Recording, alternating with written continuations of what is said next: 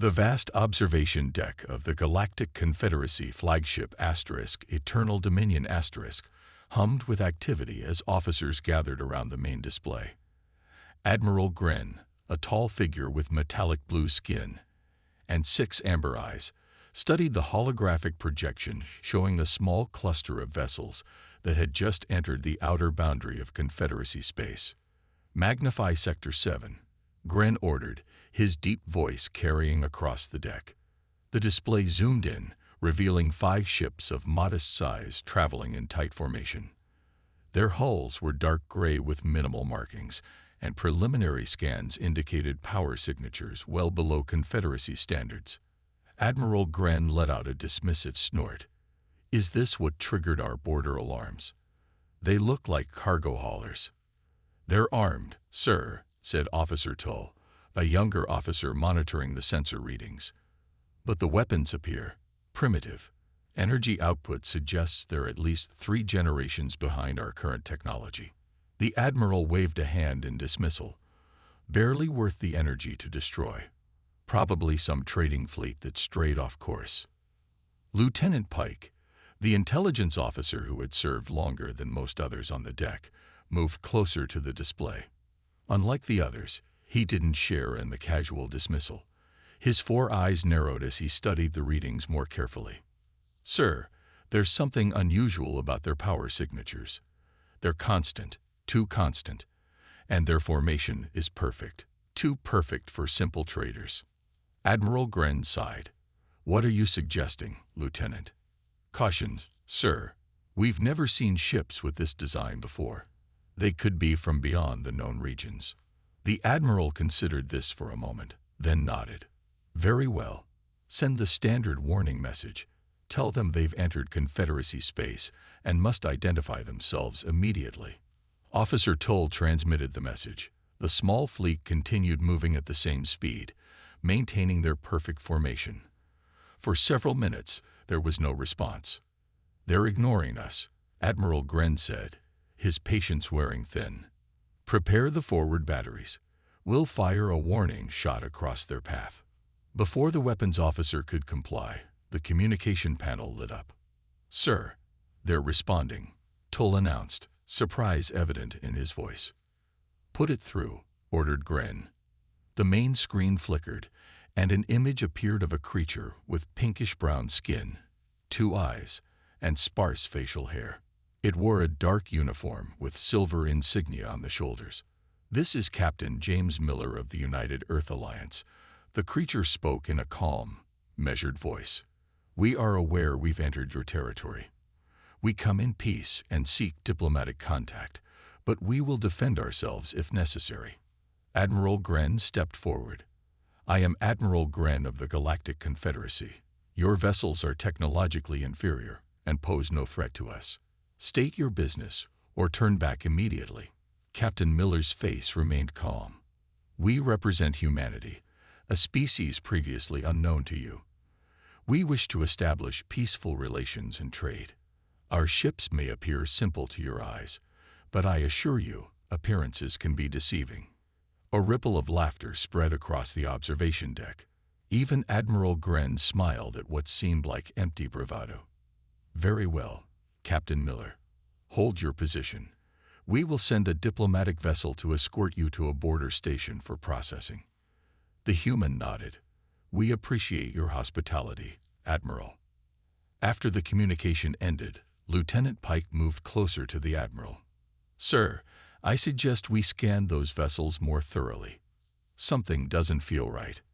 Admiral Gren shook his head. "They're no threat, Lieutenant. Just another primitive species trying to join the galactic community." He turned to his second-in-command. "Send Destroyer Swift Justice to meet them. Tell Captain Lore to be ready for anything, but I doubt these humans will cause any trouble." Lieutenant Pike watched the small fleet on the display, unable to shake the feeling that the Confederacy was making a dangerous mistake. The human captain's words echoed in his mind. Appearances can be deceiving. The War Council chamber aboard the Eternal Dominion buzzed with conversation as senior officers reviewed the data on the newly discovered human vessels. Holograms displayed the 5 ships from multiple angles, with technical readouts scrolling alongside each image. "Look at these outdated propulsion systems," Commander Vex chuckled, pointing to one of the displays. "They're using basic fusion drives. We abandoned those 3 centuries ago." Admiral Gren nodded, seated at the head of the oval table. "And their weapons? Primitive directed energy systems, barely enough to penetrate our lowest-grade shields." The room filled with dismissive laughter. Only Lieutenant Pike remained silent, studying the scans with deep concentration. "Sir," he finally spoke up, silencing the room. "There's something we're missing. These scans show minimal power usage, yet they traveled from beyond our known space. The math doesn't add up." Admiral Gren sighed. "Lieutenant, your caution is noted, but unnecessary. Our most advanced scanners show clearly what we're dealing with." "Perhaps," Pike said carefully, "they want us to see exactly what we're seeing." Captain Lore of the destroyer Swift Justice stood up, her scaled skin reflecting the blue light of the holograms. "I assure you, Lieutenant, my ship can handle 5 outdated vessels without breaking a sweat. These humans will learn their place quickly." The Admiral nodded. "Captain Lore, your orders are simple. Intercept the human fleet. Offer them one chance to surrender for processing and integration into the Confederacy. If they resist, disable one of their vessels as an example. If they still resist, eliminate them." "Understood, Admiral." Lore bowed slightly. "It will be done within 6 hours." As the meeting ended, Lieutenant Pike approached Admiral Gren privately. "Sir, I've been reviewing our historical archives. 17 times in our history, Confederacy forces have underestimated unknown species based on initial scans. 12 of those incidents ended badly for us." The Admiral's 6 eyes narrowed. "Are you questioning my judgment, Lieutenant?" "No, sir. Just providing context from our own military history. These humans are not the Krell or the Vori. They're clearly pre-FTL civilization that somehow stumbled into faster travel. Nothing more." The Admiral turned away, ending the conversation. 6 hours later, the Swift Justice dropped out of hyperspace 2,000 kilometers from the human fleet. The 5 ships had stopped moving forward, but maintained their tight formation. "Open communications," Captain Lore ordered from her command chair. The view screen flickered to life, showing Captain Miller sitting calmly in his command chair. The human ship's bridge appeared simple compared to Confederacy standards. Fewer stations, minimal decoration, practical layout. "Captain Miller," Lore began, not bothering to hide her contempt. "By order of the Galactic Confederacy, you are to power down your vessels and prepare to be boarded for inspection and processing." Miller's expression remained neutral. "Captain Lore, we came here seeking peaceful diplomatic relations, not surrender. We're willing to meet representatives at a neutral location to discuss terms of first contact." Lore laughed. "You misunderstand your position. This isn't a negotiation. You have 1 minute to comply, or we will take action." "I urge you to reconsider," Miller said, his voice remaining level. "We don't wish conflict, but we will defend ourselves if attacked." 50 seconds, Lore replied coldly. Miller sighed. "Then we have nothing more to discuss." The communication ended. "Arrogant for someone commanding floating scrap," Lore muttered. She turned to her weapons officer. "Target their smallest vessel.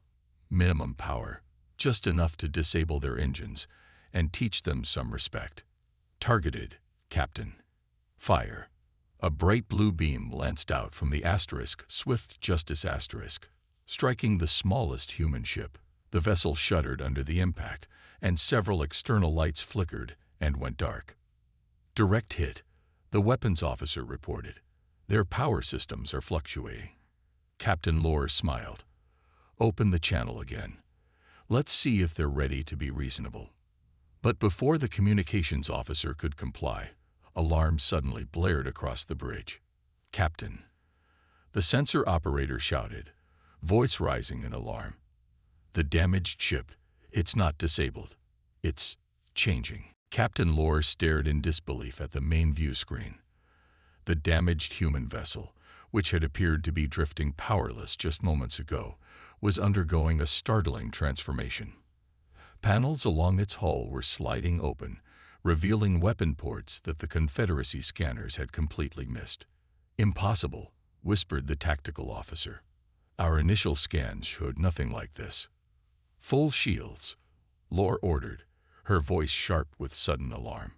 "Power up main weapon systems." The bridge crew scrambled to comply, but they were seconds too late.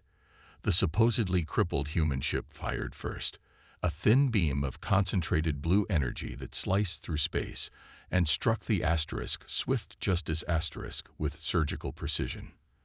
The Confederacy destroyer shuddered as the beam cut through its forward shields like they were barely there.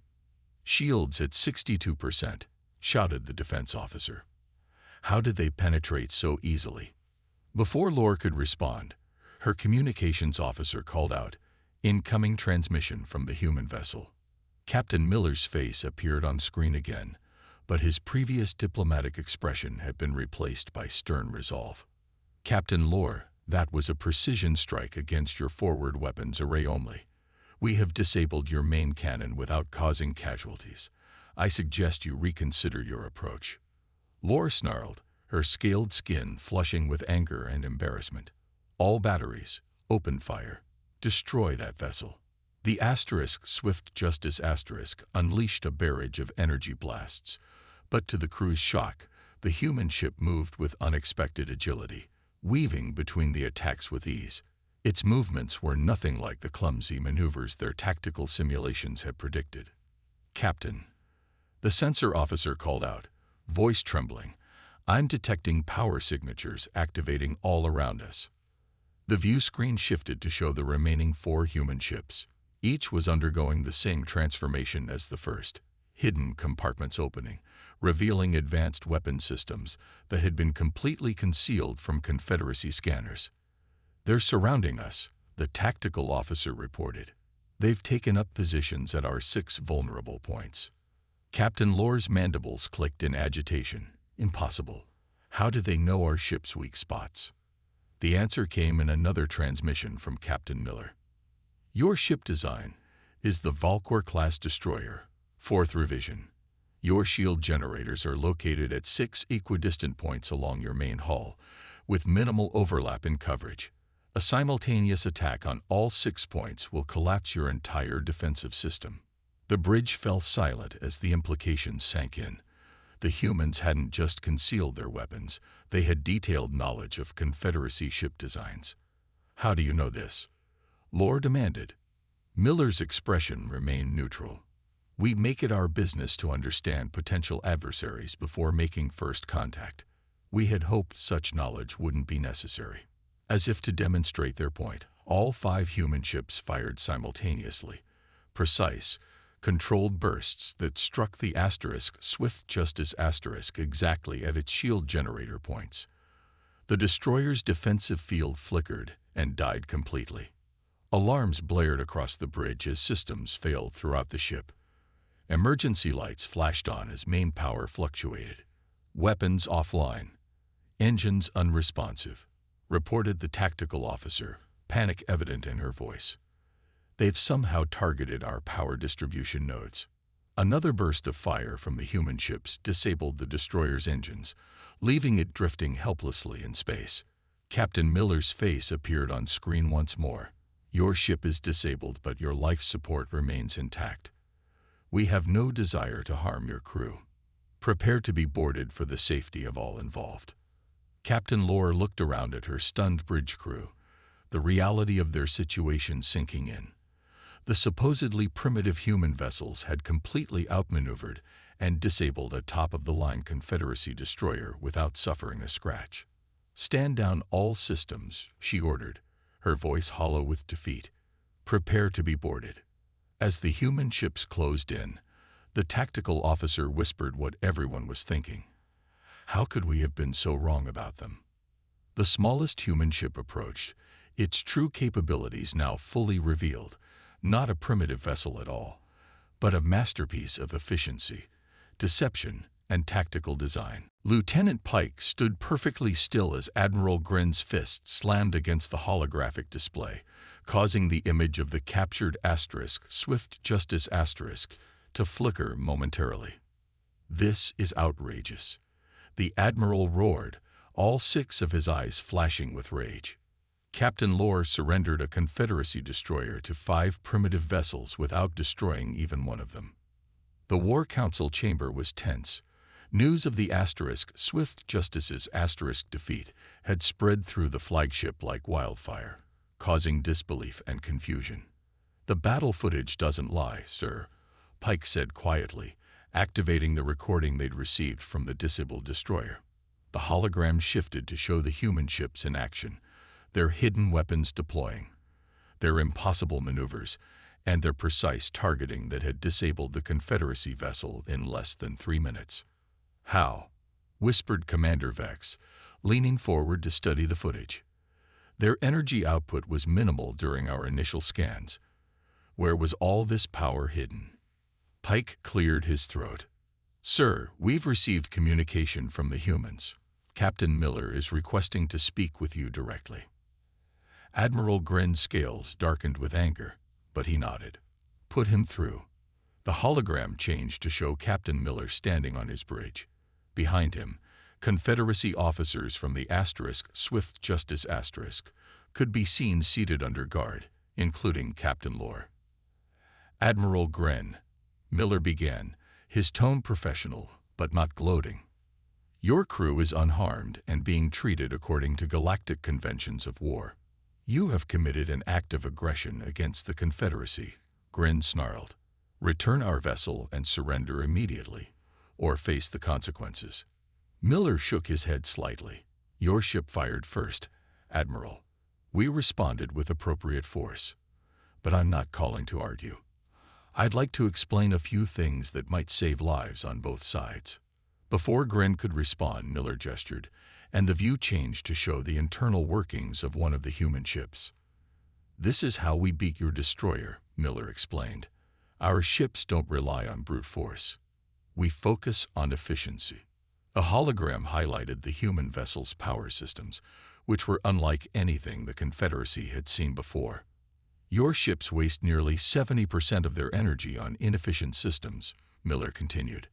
"Our drives use 80% less power than yours for the same output. We don't need massive generators because we don't waste energy." Commander Vex leaned toward the Admiral. "He's right, sir. Their design philosophy is completely different from ours. We build bigger to get more power. They build smarter." Miller's face returned to the display. "There's something else you should know. Your attack patterns are predictable. Your military has relied on technological superiority for so long that your tactics have become stagnant." To demonstrate, Miller showed footage of the battle, highlighting how the human ships had anticipated each of the destroyer's moves. "Our combat AI systems analyzed your approach and predicted each maneuver with 94% accuracy," Miller explained. "You attacked exactly as our simulations suggested you would."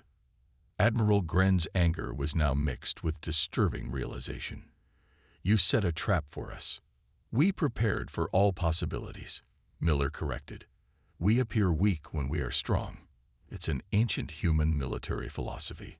We had hoped to establish peaceful contact, but we were ready when you chose aggression." Lieutenant Pike stepped forward.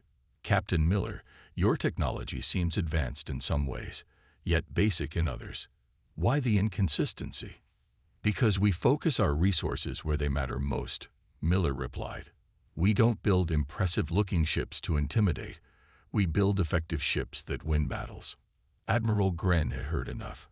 "Return our vessel and crew immediately. This incident will not stand.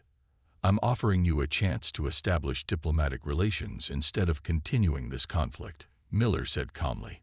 "My superiors authorized me to open dialogue if contact became hostile. Your superiors will regret this decision," Gren replied coldly. "You've revealed your tactics and technology. We now know what we're facing." Miller's expression remained neutral. "No, Admiral. You've seen only what 5 scout ships can do. You have no idea what humanity is truly capable of. The transmission ended, leaving the Confederacy War Council in uncomfortable silence. Admiral Gren stood on the command bridge of the Eternal Dominion watching as his fleet assembled.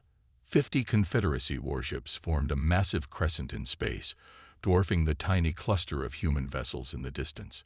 The flagship's view screen magnified the image of the 5 original human ships, now joined by 7 more that had arrived through what appeared to be a small jump point. 12 ships against 50, Commander Vex said with renewed confidence. No matter how efficient their technology, they cannot stand against this force. Lieutenant Pike remained silent, his concerns ignored after Admiral Gren had convinced the High Command that the loss of the Swift Justice was merely due to the element of surprise, an advantage the humans would not have again. All ships report ready, Admiral, the communications officer announced. Open a channel to the human fleet, Gren ordered.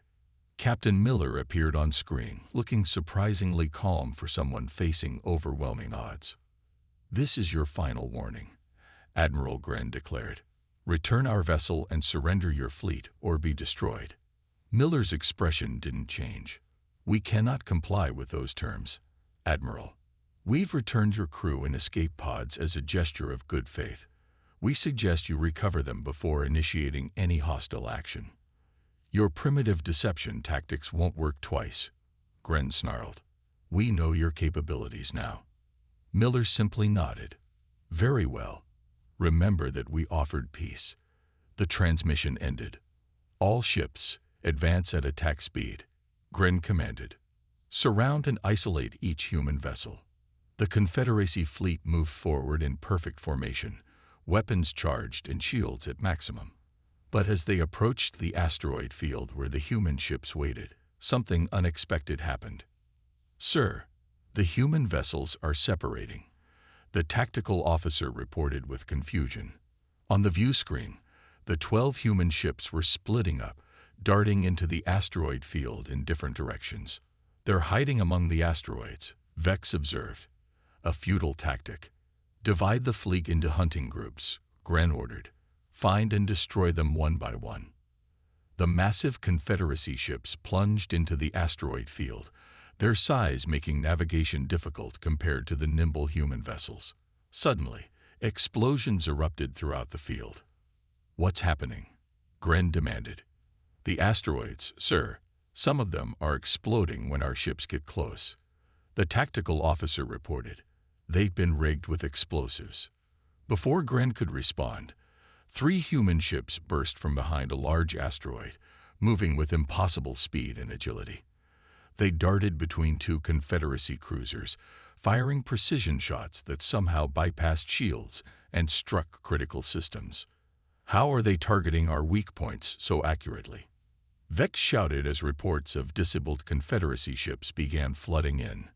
The answer came as a massive electromagnetic pulse swept through the battlefield, temporarily disabling communications between the Confederacy vessels. They're using our own tactics against us, Lieutenant Pike realized. They studied our fleet coordination protocols and found the frequencies. Without central command, each ship is vulnerable. On the view screen, the battle was turning into chaos. The human ships would appear suddenly, strike with precision, then disappear back into the asteroid field. When Confederacy vessels gave chase, they would often find themselves ambushed by hidden explosives or sudden attacks from multiple directions. Admiral, the tactical officer shouted. 6 human ships are on a direct course for the flagship. Gren watched in growing horror as the human vessels approached. But instead of firing, the ships suddenly split apart, each one separating into 2 smaller craft that could maneuver independently. Impossible, Vex gasped. Their ships are modular. The 12 smaller vessels surrounded the Eternal Dominion firing with perfect coordination at specific points around the flagship's hull. Systems began failing throughout the ship as the precise attacks overwhelmed its defenses. Direct hit to the main power core. An officer reported as the lights flickered. Shields failing. Weapons offline. Admiral Gren stared at the viewscreen in disbelief as his mighty flagship, the pride of the Confederacy fleet, was systematically disabled by vessels a fraction of its size. Around them, the battle had turned into a rout, with over half the Confederacy fleet either disabled or in retreat. "Sir," the communications officer said quietly, "Captain Miller is hailing us." The Admiral's mandibles clicked in frustration as he gave the order. "Put him through." Lieutenant Pike followed the human security detail through the corridors of the Defiant Captain Miller's flagship. Despite being a prisoner of war, he was treated with surprising respect. The ship's interior was nothing like he had expected. Clean, efficient, but lacking the grand scale and ornamentation common to Confederacy vessels. Every component seemed to serve a purpose. Nothing existed merely for show. They arrived at what appeared to be a conference room where Captain Miller waited, studying holographic displays of the recent battle. "Lieutenant Pike," Miller said, turning to face him, "thank you for agreeing to this meeting." "I had little choice in the matter," Pike replied, his 4 eyes scanning the room. "Your victory was unexpected." Miller gestured to a seat. "That's precisely what I wanted to discuss with you. You were the only one who urged caution from the beginning. Why?" Pike sat down carefully. "In our history, the Confederacy has made this mistake before, judging species by their apparent technology rather than their potential." Miller nodded. "A wise perspective. Admiral Gren and 27 Confederacy ships learned that lesson the hard way today." "How did you do it?" Pike asked directly. "Our scans showed nothing of your true capabilities." Miller touched a control panel, and the room darkened. A hologram appeared showing a planet with vast oceans and green-brown landmasses. "This is Earth," Miller explained. "Our homeworld.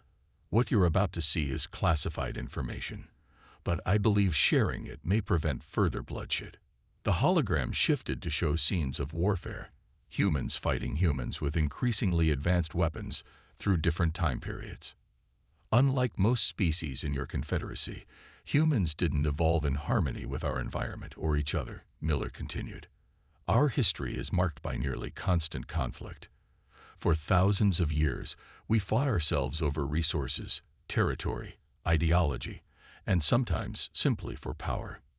Pike watched in silence as the images showed the evolution of human warfare, from primitive weapons to nuclear devastation, then to more precise modern conflicts. "Each war taught us lessons," Miller said quietly, "about tactics, about technology, but most importantly, about survival. When weaker nations faced stronger ones, they didn't simply surrender, they adapted. They developed guerrilla tactics, asymmetric warfare, and deception strategies. So your ships," Pike began, "are designed with those principles in mind," Miller finished. "We don't have the resources of your massive Confederacy. We can't build the biggest ships or the most powerful weapons, so we focused on efficiency, adaptability, and deception." The hologram changed to show the inner workings of the human vessels. "Our ships use a layered hull design that masks internal energy signatures," Miller explained. "Our weapons are compact and efficient rather than imposing. And yes, we deliberately presented ourselves as less advanced than we are." "But why reveal yourselves now?" Pike asked. "You could have continued your deception." Miller's expression grew serious. "Because we genuinely want peaceful relations with the Confederacy. We hoped showing our true capabilities would earn respect that our appearance couldn't." A hologram shifted again, showing hundreds of human ships of various designs. "This is our actual fleet," Miller said.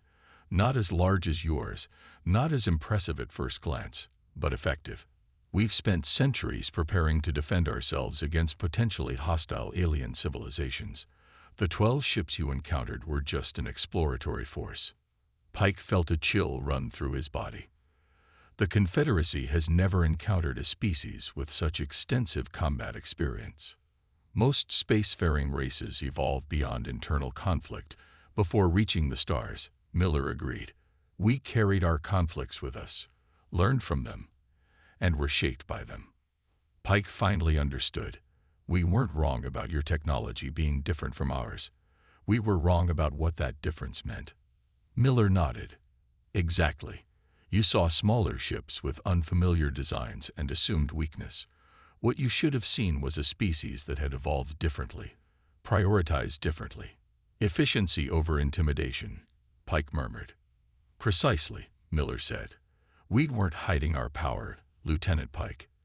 Your people simply failed to recognize it because it didn't match your expectations. The Grand Council chamber of the Galactic Confederacy buzzed with tension.